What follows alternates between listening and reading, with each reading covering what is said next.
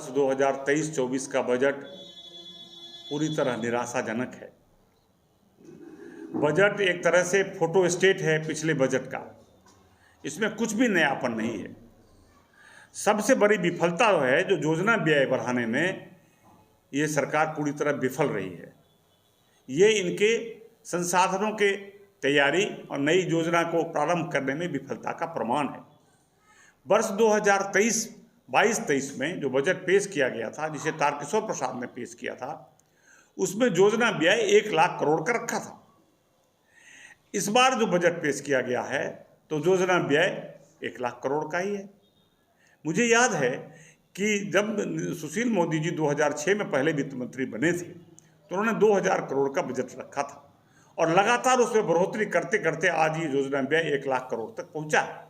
ये पहली बार है जब योजना व्यय में 1 पैसे की भी बढ़ोतरी नहीं हुई है। ये निराशाजनक है।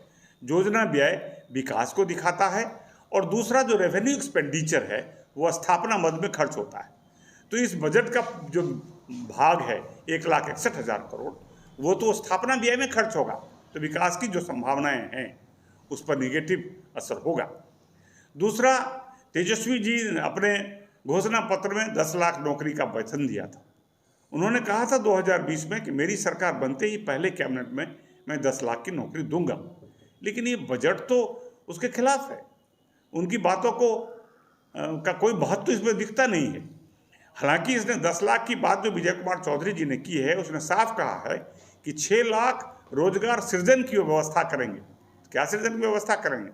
तो वो नए रोजगार पैदा करने का, स्वरोजगार पैदा करने की परिस्थिति पैदा करेंगे। भाई, आप तो नरेंद्र मोदी जी के खिलाफ बोला करते थे कि नरेंद्र मोदी जी ने जब मुद्रास्फीति योजना, मुद्रा योजना, स्टार्टअप योजना में लोगों को कहा तो आपने कहा पकौड़ा तलवाना चाहते हैं। तो आप क्या करना चाहते हैं? आप कचरी छनवाना चाहते हैं या रिक्शा चलवाना चाहते हैं?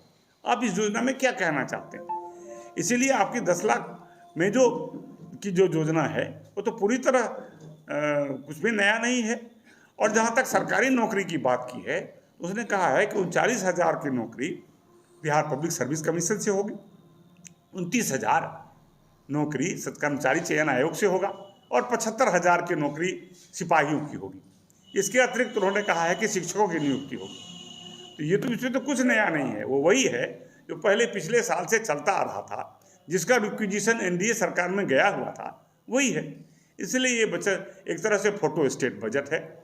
जो तारकिशोर प्रसाद ने रखा था उसी का फोटो स्टेट है। इसमें कुछ नया नहीं है। और प्लान बजट में योजना व्यय में 1 पैसे की बढ़ोतरी न होना, ये भी और भी निराशा पैदा करता है।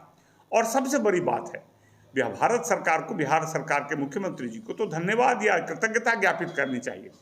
इस बजट में जो 2,61 करोड़ की व्यवस्था बताई गई है, उसमें 60% तो केंद्रीय प्रक्षेत्र के पैसे हैं। केंद्र का अनुदान हो या केंद्रीय करों में बिहार की हिस्सेदारी हो, और 19% इसमें उनका कर्ज है जो भारत सरकार बिहार सरकार को देगी।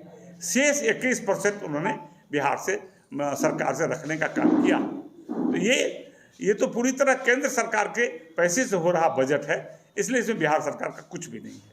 इसलिए ये बजट बिहार सरकार की दृष्टि से पूरी तरह निराशाजनक है और ये निराशा फैलाने वाला है। मुझे लगता है कि नीतीश कुमार पर वृद्ध होने का असर छाने लगा, उम्र का असर दिखने लगा, क्योंकि उनके ही सरकार में प्रत्येक बजट में योजना व्यय में जो वृद्धि होती थी, इस बार क्यों नहीं हुई? इसका मतलब वो हताश हो गए हैं और उनका ध्यान बिहार के विकास से हटकर किसी और चीज़ पर चला गया है।